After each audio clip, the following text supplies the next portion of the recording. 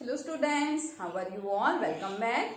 हम लोग डिस्कशन कर रहे थे स्ट्रक्चर ऑफ एटम यूनिट का, और स्ट्रक्चर ऑफ एटम के अंदर हम लोग एनर्जी ऑफ ऑर्बिटल्स को डिस्कस कर रहे थे। क्या डिस्कस कर रहे थे हम लोग? एनर्जी ऑफ ऑर्बिटल, और उसमें हम लोगों ने देखा था एनर्जी लेवल डायग्राम। क्या स्टडी किया था हम लोगों ने लास्ट लेक्चर में एनर्जी लेवल डायग्राम को स्टडी किया था for hydrogen and hydrogen like particles as well as for multi electron atoms. जो हाइड्रोजन और हाइड्रोजन लाइक पार्टिकल्स हैं उनके लिए एनर्जी लेवल डायग्राम जब हम बनाते हैं तो वहां हमने क्या देखा कि हाइड्रोजन और हाइड्रोजन लाइक पार्टिकल्स के केस में जो ऑर्बिटल्स की एनर्जी होती है that energy depends only on the value of n means principal quantum number. और अगर हम लोग बात करते हैं किसकी? मल्टी इलेक्ट्रॉन एटम्स की, तो उस केस में the energy of the orbital depends on the value of n as well as on the value of l. ठीक है, दोनों क्वांटम नंबर्स पे वैल्यू डिपेंड करेगी। कहां पे? मल्टी इलेक्ट्रॉन एटम के केस में। और अगर हाइड्रोजन है तो सिर्फ एन पे ही डिपेंड करेगी। It is for hydrogen and hydrogen like particles. ठीक है, और अगर हम बात करें मल्टी इलेक्ट्रॉन एटम्स की, तो मल्टी इलेक्ट्रॉन एटम्स के केस में जो आपका पर्टिकुलर ऑर्बिटल है, डिफरेंट ऑर्बिटल्स जब आप देखते हैं उनकी एनर्जी देखते हैं तो वो एन और एल दोनों की वैल्यूज पे क्या करेगी? डिपेंड करेगी। अब हमें क्या समझना है कि जो डिफरेंट बिहेवियर है, आप लोगों ने देखा हाइड्रोजन और हाइड्रोजन लाइक पार्टिकल्स जो हैं उस केस में तो ये डिफरेंट बिहेवियर है, और यहाँ पे बिहेवियर डिफरेंट है क्योंकि यहाँ एनर्जी सिर्फ एन पे डिपेंड कर रही है और यहाँ एनर्जी डिपेंड कर रही है एन और एल दोनों की वैल्यूज पे। अब ऐसा क्यों होता है? क्योंकि देखिए हाइड्रोजन और हाइड्रोजन लाइक पार्टिकल्स का मतलब क्या है कि वहां पे इलेक्ट्रॉन्स कितने होंगे? नंबर ऑफ इलेक्ट्रॉन 1, सिर्फ एक ही इलेक्ट्रॉन प्रेजेंट होता है। तो इसका मतलब ये आपका एटम है, ये न्यूक्लियस है, और यहाँ पे कौन है? इलेक्ट्रॉन है। तो इस केस में क्या होता है? देखिए जो फोर्सेस हैं ओवरऑल एटम में, यहाँ पे जो फोर्सेस हैं वो सिर्फ एक ही टाइप के फोर्सेस यहाँ पे ऑपरेट हो रहे हैं, एक ही टाइप के फोर्सेस यहाँ पे प्रेजेंट है। कौन से फोर्सेस हैं वो? यहाँ न्यूक्लियस पे पॉजिटिव चार्ज होता है, इलेक्ट्रॉन पे नेगेटिव चार्ज। अपोजिट चार्जेस हैं तो अपोजिट चार्जेस में क्या होता है? अट्रैक्शन होगा। ठीक है, opposite charges attract each other. तो यहाँ पे जो फोर्सेस हैं वो सिर्फ एक ही टाइप के हैं, that is the force of attraction. Means hydrogen और हाइड्रोजन लाइक पार्टिकल्स जो भी होते हैं उनमें सिर्फ फोर्स ऑफ अट्रैक्शन प्रेजेंट होता है, इसके अलावा और कुछ भी नहीं होता। लेकिन अगर हम बात करें मल्टी इलेक्ट्रॉन एटम की, मान लीजिए मैंने एग्जांपल ले लिया सिंपल सा हीलियम एटम का। हीलियम के अंदर कितने इलेक्ट्रॉन्स होते हैं? 2 इलेक्ट्रॉन्स। तो देखिए क्या होता है वहां पे, ये आपके पास एटम है, सेंटर में कौन है? Nucleus having positive charge. ये आपके पास इलेक्ट्रॉन है, फर्स्ट इलेक्ट्रॉन, और सपोज ये क्या है? Second electron. तो यहाँ पे देखिए किस तरह के फोर्सेस अराइज होते हैं, किस तरह के फोर्सेस ऑपरेट होते हैं। यहाँ पे पॉजिटिव और नेगेटिव चार्जेस में तो क्या होता है? अट्रैक्शन, यानी एक फोर्स ऑफ अट्रैक्शन तो यहाँ पे लग रहा है। उसके अलावा देखिए दोनों इलेक्ट्रॉन्स पे कैसा चार्ज होता है? Negative charge. और हमें ये भी पता है कि if opposite charges attracts each other than the similar charges repel each other. तो सिमिलर चार्जेस एक दूसरे को क्या करेंगे? रिपेल भी करेंगे। तो मल्टी इलेक्ट्रॉन एटम्स के केस में क्या होता है? Along with force of attraction, force of repulsion is also present.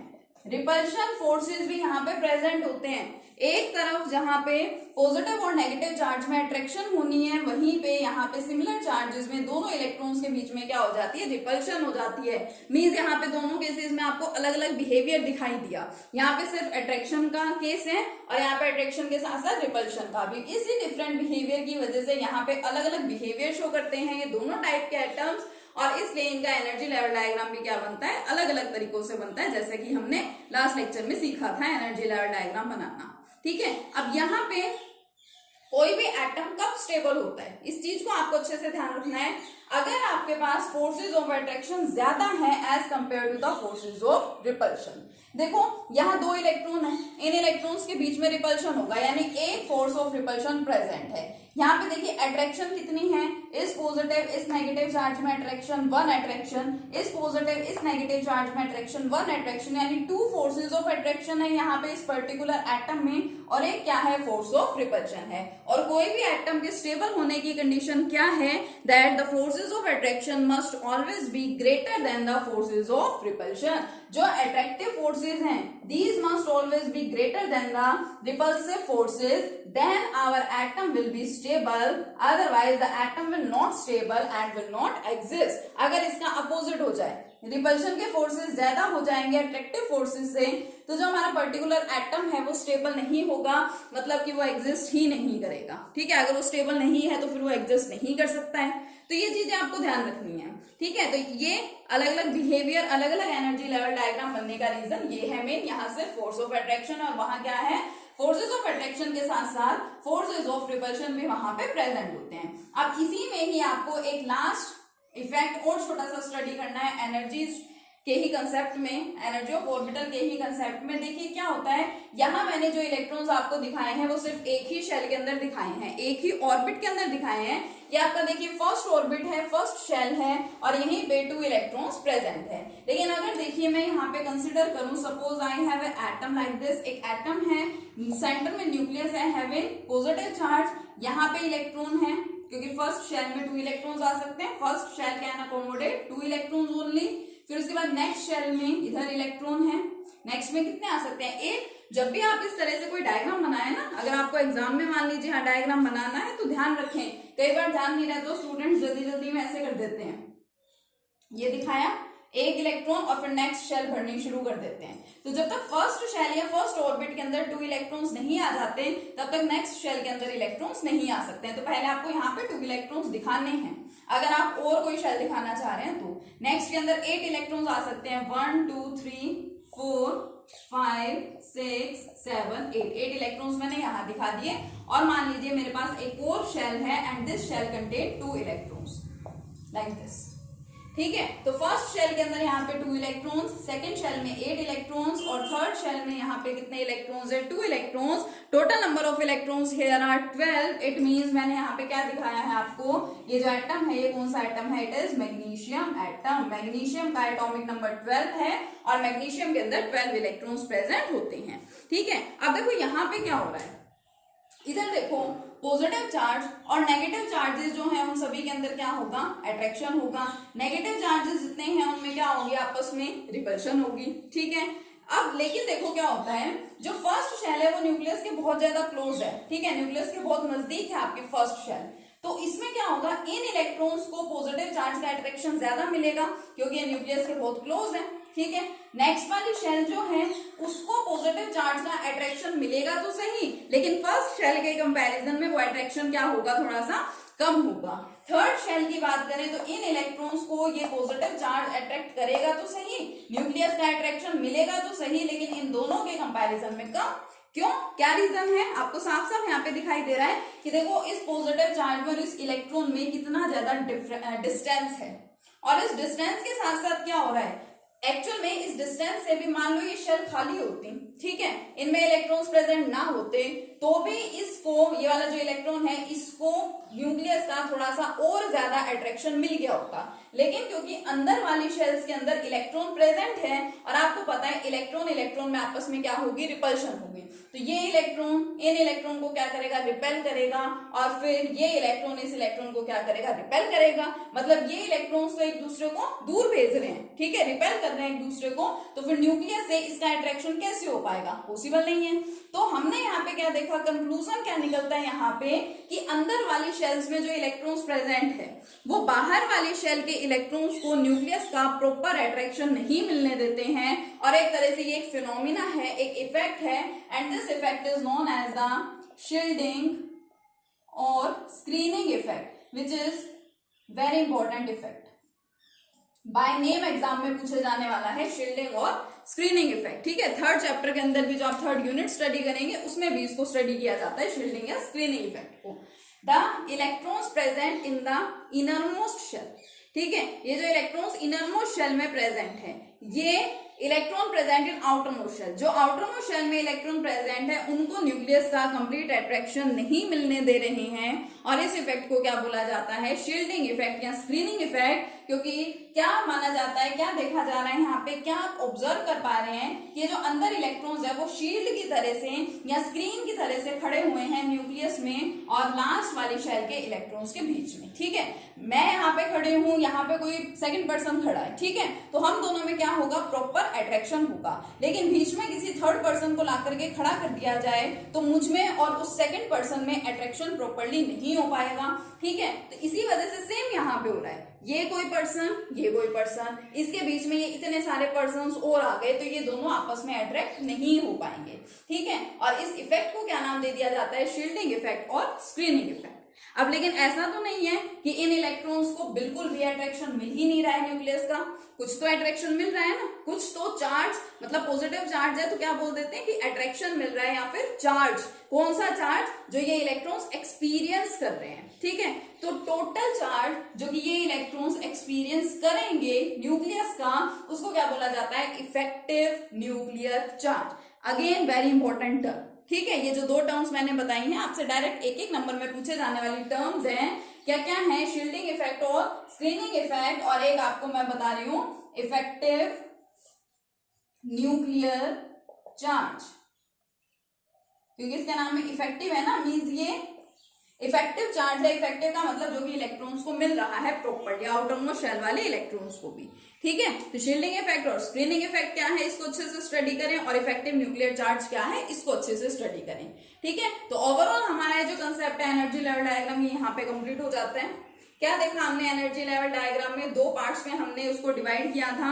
एक हमारा क्या था, hydrogen and hydrogen like particles के लिए था, और एक क्या था, मल्टी इलेक्ट्रॉन एटम के लिए। दोनों में आपको अलग अलग केसेस मिल रहे थे, तो उन अलग अलग केसेस के मिलने का रीजन क्या है, वो ये रीजन था, मैंने आपको बता दिया। ठीक है, वापस से देख लीजिए, the electrons present in the outermost shell cannot get the complete attraction of the nucleus due to the electrons present in the innermost shell.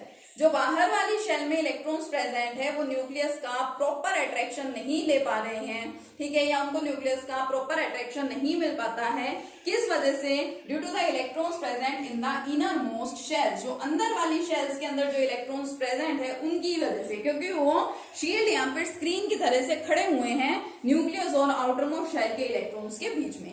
This effect is known as the shielding or screening effect. Now, what is effective nuclear charge?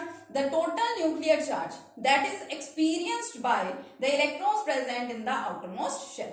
outermost shell में present जो electrons हैं वो जितना nuclear charge experience कर पा रहे हैं उसको क्या बोला जाता है, effective nuclear charge। ठीक है, तो इतना कंसेप्ट आपको अच्छे से समझ आ गया।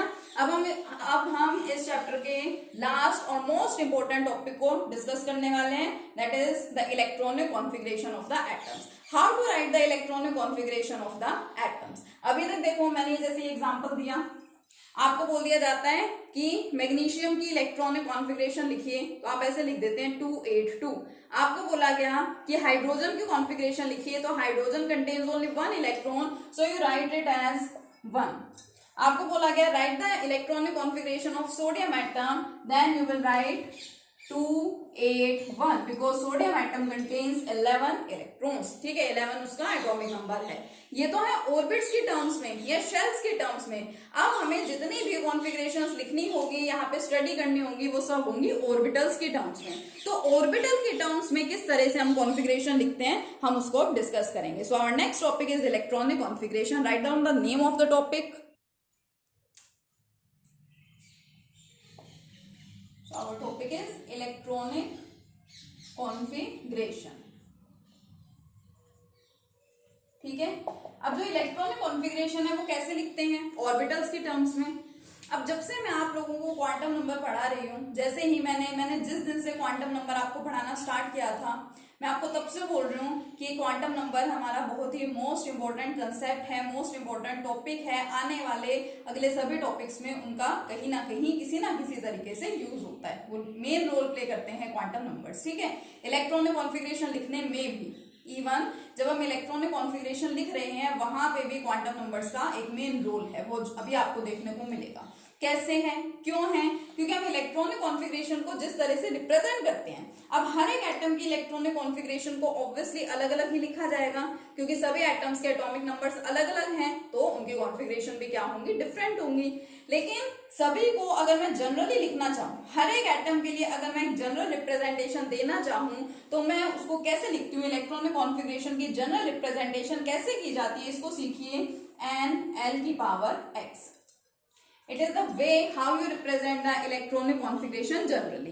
अगर आपको जनरली सभी टाइप के एटम्स के लिए इलेक्ट्रॉनिक कॉन्फ़िगरेशन को मेंशन करना है, तो उसको रिप्रेजेंट करने का मेथड क्या है, NL⁻x। And what about these N and L, ये और कुछ नहीं है बच्चों, ये आपके वही क्वांटम नंबर्स ही हैं।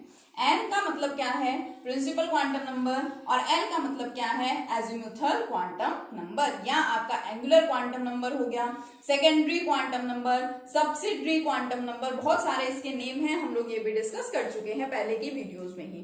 ठीक है, तो देखो कैसे लिखा जाता है कॉन्फ़िगरेशन, इस टर्म में लिखा जाएगा। X का मतलब क्या है, नंबर ऑफ इलेक्ट्रॉन। मान लो मैं यहाँ पे एक सिंपल सा एग्जांपल ले रही हूँ, सपोज कोई एटम है, उसकी कॉन्फ़िगरेशन मैंने लिख दी 1s1, तो देखो सही है ना। जनरली रिप्रेजेंट कैसे करते हैं, n, अब ये देखो कोई डिजिट है L, अब L की जो वैल्यू है वो ऑर्बिटल्स के लिए फिक्स होती है, तो मैंने यहाँ ऑर्बिटल दिखा दिया S, और X रिप्रेजेंट करता है नंबर ऑफ इलेक्ट्रॉन, कि आपका जो S ऑर्बिटल है उसके अंदर कितने इलेक्ट्रॉन्स है, उसके अंदर ओनली 1 इलेक्ट्रॉन है। अगर मैं यहाँ पे लिख दूं इसके ऊपर 1s2, तो इसका मतलब क्या है कि जो आपका 1s ऑर्बिटल है, this 1s orbital contains only 2 electrons, इसके अंदर कितने इलेक्ट्रॉन्स प्रेजेंट है, 2 इलेक्ट्रॉन्स प्रेजेंट है। तो ये उसका जनरल वे है इसको लिखने का, ठीक है, कि how generally represent the electronic configuration. और इलेक्ट्रॉनिक कॉन्फ़िगरेशन को स्टडी करने के लिए हमारे पास कुछ रूल्स होते हैं, ठीक है, उन रूल्स को आपको अच्छे से स्टडी करना है। कैसे स्टडी करते हैं उन रूल्स को, क्या है वो रूल्स, मैं आपको बाय नेम अलग अलग बताती हूँ, लेकिन उससे पहले छोटी छोटी सी 2-3 चीजें जो एज बेसिक एक्ट करती हैं रूल्स के लिए, कि आप इलेक्ट्रॉनिक कॉन्फ़िगरेशन किस तरह से लिखेंगे, क्या उसके रूल हैं, उसका एक बेस मैं आपको, एक बेसिक पॉइंट मैं आपको बताने जा रही हूँ।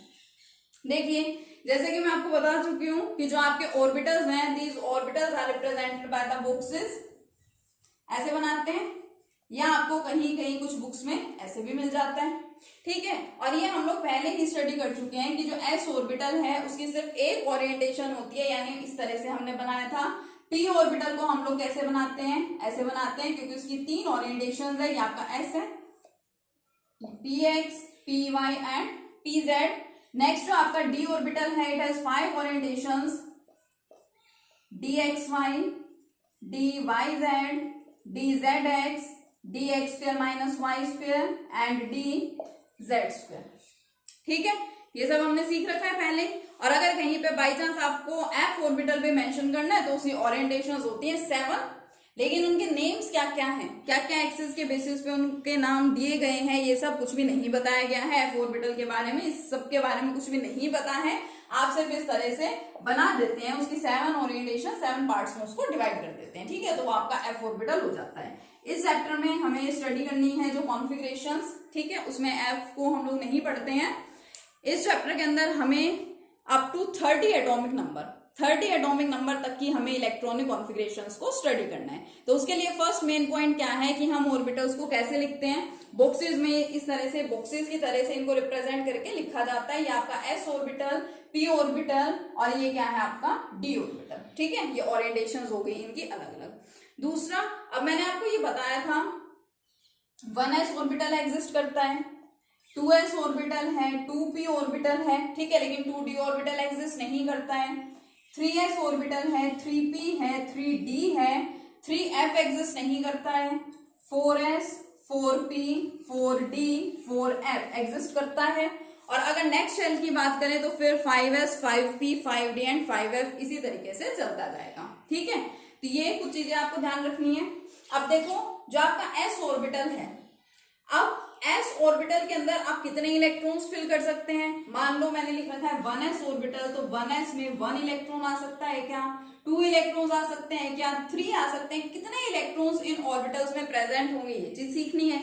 कि सिंपल सी बात है, जिस तरह से फिक्स है कि आपकी जो फर्स्ट शेल है, फर्स्ट शेल अगर आप बना रहे हैं तो उसके अंदर सिर्फ 2 इलेक्ट्रॉन्स ही आ सकते हैं। सेकेंड शेल में कितने इलेक्ट्रॉन्स आ सकते हैं, 8 इलेक्ट्रॉन्स। जैसे ये सब फिक्स है ना, इसी तरह से इन डिफरेंट ऑर्बिटल्स में कितने कितने इलेक्ट्रॉन्स आ सकते हैं, ये भी क्या है, फिक्स है। ठीक है, अब ये सारी चीजें हमें कैसे पता चली कि एक ऑर्बिटल में कितने इलेक्ट्रॉन्स आते हैं। सबसे पहले हम यहाँ पे कौन से ऑर्बिटल को लिखेंगे, अगर हमें इलेक्ट्रॉनिक कॉन्फ़िगरेशन लिखनी है तो ये सभी क्या है, आपके रूल्स में आ जाते हैं। Rules for writing the electronic configuration of the atoms which are again very important, जो एग्जाम में आपसे डायरेक्टली पूछे जाते हैं। ठीक है, मीन्स बहुत इंपॉर्टेंट चैप्टर हम लोग स्टडी कर रहे हैं और ऑलमोस्ट सारे कंसेप्ट इसके मोस्ट इंपॉर्टेंट है, एग्जाम में पूछे जाने वाले कंसेप्ट हैं। देखो बेटा, जो फर्स्ट रूल है, first rule is Aufbau principal.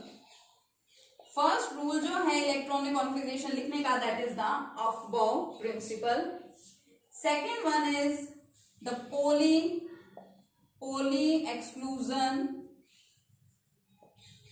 exclusion principle, and third one is the Horn's rule। इसको होर्न्स रूल भी बोला जाता है और होर्न्स रूल ऑफ मैक्सिमम मल्टीप्लिसिटी भी इसको बोला जाता है। तो ठीक है, यहां तक आप लोग अच्छे से स्टडी कीजिए। नेक्स्ट लेक्चर में हम लोग डिस्कस करेंगे इन तीनों रूल्स के बारे में और फाइनली क्या करेंगे, इलेक्ट्रॉनिक कॉन्फ़िगरेशन को लिखना सीखेंगे। ठीक है, तब तक के लिए इतना कंसेप्ट अच्छे से आपको क्लियर होना चाहिए। Okay, thank you.